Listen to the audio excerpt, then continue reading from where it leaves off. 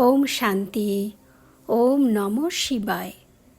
আজকের বরদান বিশ্ব পরিবর্তক ভব। বিশ্লেষণ।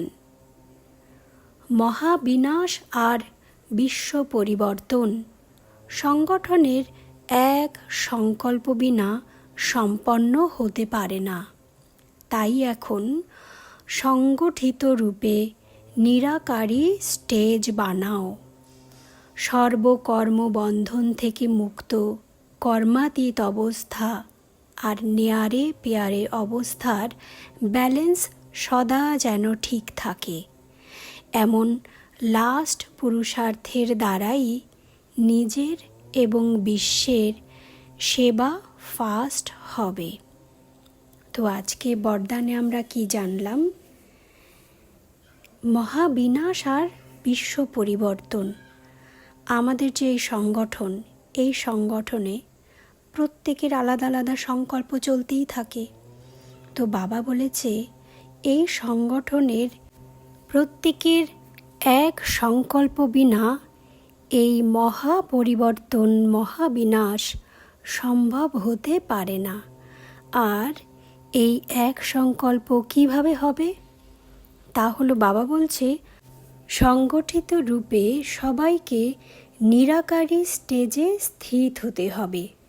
তার মানে আমাদের আত্মার প্র্যাকটিসটা এমন হয়ে যেতে হবে যে প্রত্যেকে নিজেকে সহজভাবে সব সময়তে আত্মা ভাবতে শুরু করব, সবাইকে আত্মা দেখতে শুরু করব। যখন আমরা সংগঠিত রূপে সকলে এই অবস্থায় পৌঁছব, তখন মহাবিনাশ আর মহাপরিবর্তন সম্ভব হবে।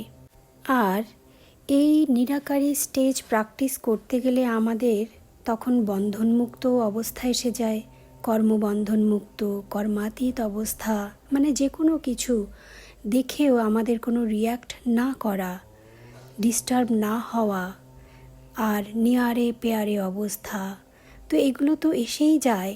তো বাবা বলছে তখন লৌকিক আর অলৌকিকে আমাদের এই সব কিছু অবস্থার দ্বারা ব্যালেন্স করে যাতে আমরা চলতে পারি, সেটাও খেয়াল রাখতে হবে। আর যখন এমন পুরুষার্থ আমাদের হয়ে যাবে, তখন নিজের এবং বিশ্বের সেবাও ফাস্ট হয়ে যাবে। আমরা ভাবতে পারি তাহলে অনেকেই হয়তোবা আমরা চাই না যে মহাবিনাশ মহাপরিবর্তন শীঘ্র হোক, আরেকটু যেন দেরি হয়। এখনও ভালো লাগছে, এই দুনিয়ার সব কিছু এনজয় হচ্ছে। তো অনেকেরই হয়তো মনে এরকম হতে পারে যে আরও কিছু বছর দেরি হলে ভালো হয়। তো আমরা তাই আত্মা প্র্যাকটিস যত কম করব ততই ভালো, কারণ বাবা বলে দিয়েছে সংগঠিত রূপে যতক্ষণ না সবাই ওই একটা স্টেজে পৌঁছচ্ছি ততক্ষণ এই মহাবিনাশ মহাপরিবর্তন সম্ভব নয়। কিন্তু সময় সব কিছুর জন্য নির্দিষ্ট নির্ধারিতই আছে। তো যদি আমি না করি তাহলে আমি ওই সংগঠনের বাইরেই থেকে গেলাম, কারণ সময় অনুসারে সে সবই হয়েই থাকবে। তখন আমি কিন্তু সংগঠনের বাইরেই থেকে যাব। একটা কথা জিজ্ঞাসা করার ছিল সকলের প্রতি, বরদানের দ্বারা আমরা সত্যিই উপকৃত হচ্ছি কি না? কারণ প্রতিদিন যদি সত্যি আমরা সিরিয়াসলি এই বরদানগুলো জীবনে ধারণ করতে পারি, পরিবর্তন হবে না এটা হতেই পারে না।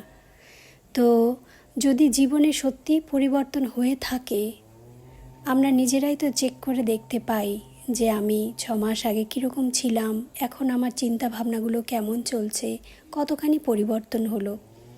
তো যদি সত্যি এরকম কারো পরিবর্তন হয়ে থাকে, বরদানের দ্বারা উপকার হয়ে থাকে, তাহলে ছোট্ট একটা কমেন্টের দ্বারা একটু জানিয়ে দিলে অন্যদেরও উৎসাহ বেড়ে যাবে। ওম শান্তি। ওম নমঃ শিবায়।